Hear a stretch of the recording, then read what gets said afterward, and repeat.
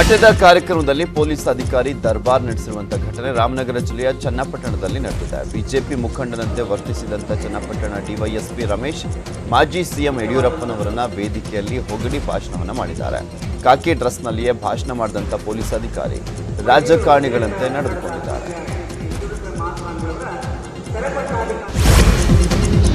ಬಿಳಿಗಿರಿ ರಂಗನ ಬೆಟ್ಟದ ದೇವಸ್ಥಾನದಲ್ಲಿ ಮೈಸೂರು ಮಹಾರಾಜರ ಫೋಟೋಗಳು ಮತ್ತೆ ಅಳವಡಿಸುವ ಮೂಲಕ ಚಾಮರಾಜನಗರ ಜಿಲ್ಲಾಡಳಿತ ಜನರ ಭಾವನೆಗಳಿಗೆ ಸ್ಪಂದಿಸಿದೆ. ದೇವಸ್ಥಾನದಲ್ಲಿ ಹಲವು ದಶಕಗಳಿಂದ ಅಳವಡಿಸಿದಂಥ ಕೃಷ್ಣರಾಜ ಒಡೆಯರ್, ಜಯಚಾಮರಾಜೇಂದ್ರ ಒಡೆಯರ್ ಅವರ ಆ ಫೋಟೋಗಳನ್ನು ತೆರವುಗೊಳಿಸುವ ಮೂಲಕ ಚಾಮರಾಜನಗರ ಜಿಲ್ಲಾಡಳಿತ ಮತ್ತೊಂದು ವಿವಾದಕ್ಕೆ ಗುರಿಯಾಗಿತ್ತು. ಬಗ್ಗೆ ನ್ಯೂಸ್ 18 ಕನ್ನಡ ವರದಿಯನ್ನು ಮಾಡಿತ್ತು. ಮೈಸೂರು ಮಹಾರಾಜರ ಸೇವೆ ಅನನ್ಯವಾಗಿದೆ, ಅವರ ಬಗ್ಗೆ ನಮಗೆ ಪೂಜ್ಯನೀಯ ಭಾವನೆ ಇದೆ. ಈಗ ದೇವಸ್ಥಾನದಲ್ಲಿ ಫೋಟೋಗಳನ್ನು ಕಿತ್ತು ಹಾಕುವ ಮೂಲಕ ಮೈಸೂರು ಮಹಾರಾಜರಿಗೆ ಅವಮಾನ ಮಾಡಲಾಗಿದೆ ಅಂತ ಭಕ್ತರು ಆಕ್ರೋಶವನ್ನು ವ್ಯಕ್ತಪಡಿಸಿದರು. ಈ ಬಗ್ಗೆ ನ್ಯೂಸ್ 18ನಲ್ಲಿ ವರದಿ ಪ್ರಸಾರವಾಗ್ತಿದ್ದಂತೆ ಜಿಲ್ಲಾಡಳಿತ ಮತ್ತೆ ಮಹಾರಾಜರ ಫೋಟೋಗಳನ್ನು ಅಳವಡಿಸುವ ಮೂಲಕ ವಿವಾದಕ್ಕೆ ತೆರೆ ಎಳೆದಿದೆ. ವಿಶ್ವವಿಖ್ಯಾತ ಮೈಸೂರು ದಸರಾದಲ್ಲಿ ಜಂಬೂ ಸವಾರಿಗೆ ಆಯ್ಕೆಯಾಗಿದ್ದಂಥ ಕೊಡಗಿನ 5 ಆನೆಗಳಿಗೆ ಬೀಳ್ಕೊಡಲಾಗಿದೆ. ಜಿಲ್ಲೆಯ ಕುಶಾಲನಗರ ತಾಲೂಕಿನ ದುಬಾರೆ ಸಾಕಾಣೆ ಶಿಬಿರದಿಂದ 3 ಆನೆಗಳು ಆಯ್ಕೆಯಾಗಿದ್ವು. ಪಟ್ಟದ ಆನೆ ವಿಕ್ರಮ ಮತ್ತು ಕಾವೇರಿ ಜೊತೆಗೆ ಧನಂಜಯ ಆನೆಗಳು ಆಯ್ಕೆಯಾಗಿದ್ವು. ಇನ್ನು ವಿರಾಜಪೇಟೆ ತಾಲೂಕಿನ ಮತ್ತಿಗೋಡು ಸಾಕಾಣೆ ಶಿಬಿರದಿಂದ ಅಂಬಾರಿಯನ್ನು ಹೊರಲಿರುವಂಥ ಅಭಿಮನ್ಯು ಆನೆ ಮತ್ತು ಗೋಪಾಲಸ್ವಾಮಿ ಆನೆಗಳು ಆಯ್ಕೆಯಾಗಿವೆ.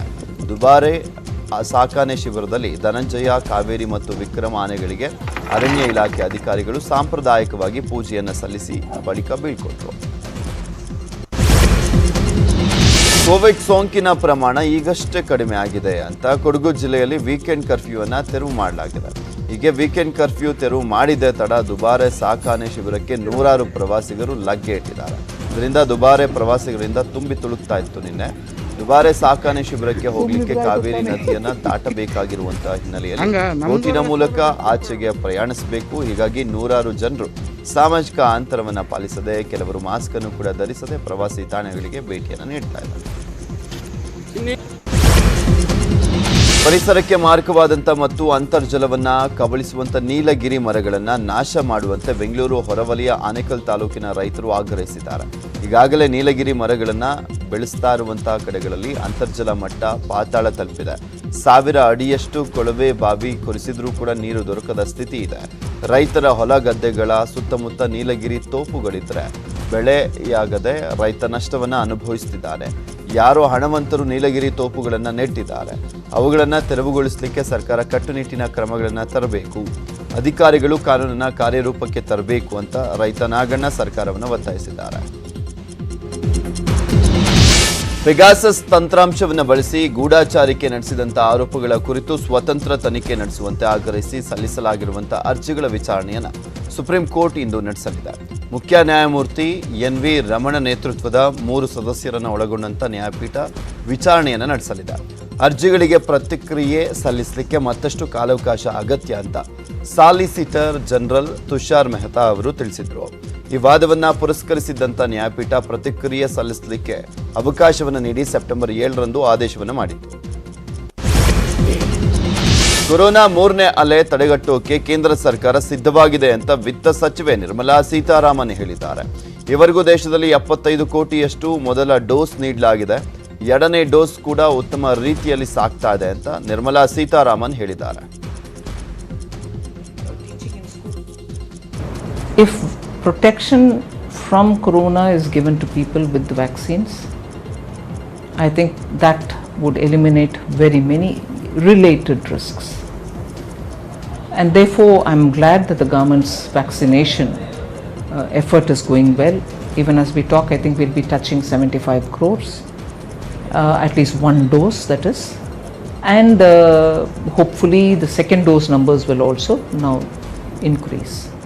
So with this, I'm confident that on the corona third wave, God forbid, but in case there's a third wave, we'll be able to face, not just because of vaccine, but we have ramped up the capacity of oxygen, intensive care units, hospitals and so on.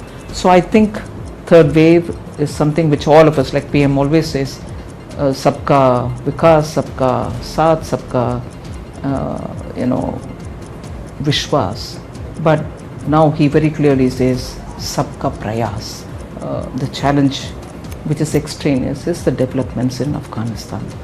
And I would think because it is in our neighborhood, even that is something which we'll have to be extremely watchful of. Does it have a bearing on the economy? We don't want it to have a bearing on the economy, but of course we'll have to keep a watch.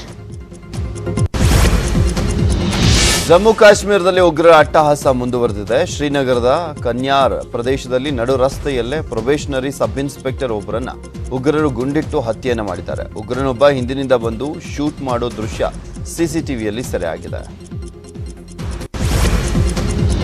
Bollywood ನಟಿ ಕೃತಿ ಸನೂನ್ ಮಿಮಿ ಚಿತ್ರ ಸಕ್ಸಸ್ನಲ್ಲಿ ತೇಲಾಡ್ತಿದ್ದಾರೆ. ಇದರ ಬೆನ್ನಲ್ಲೇ ನಟಿ ಕೃತಿ ಸನೂನ್ ದುಬಾರಿ ಬೆಲೆಯ Mercedes ಮಿ back GLS 600 ಹೊಸ ಕಾರನ್ನ ಖರೀದಿಸಿದ್ದಾರೆ. ಇದು ವಿಶ್ವದ ಅತ್ಯಂತ ಐಷಾರಾಮಿ ಕಾರು. ಈ ಕಾರಿನ ಬೆಲೆ ಬರೋಬ್ಬರಿ 2.43 ಕೋಟಿ ರೂಪಾಯಿ.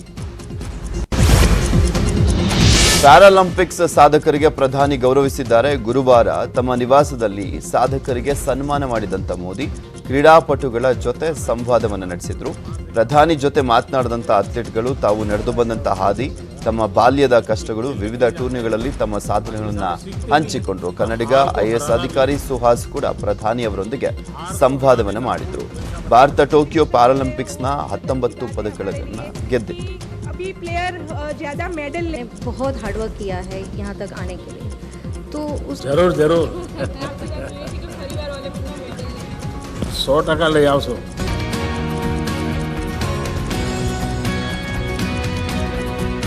परिवारजनों में, आपके गांव में, समाज में आपको ಇವಿಷ್ಟು ಈ ಕ್ಷಣದವರೆಗಿನ 30 ನಿಮಿಷ 30 ಸುದ್ದಿ. ನೋಡ್ತಾರೆ ನ್ಯೂಸ್ 18 ಕನ್ನಡ. ಜಾಲ ನಮ್ಮದು, ಬಲ ನಿಮ್ಮದು.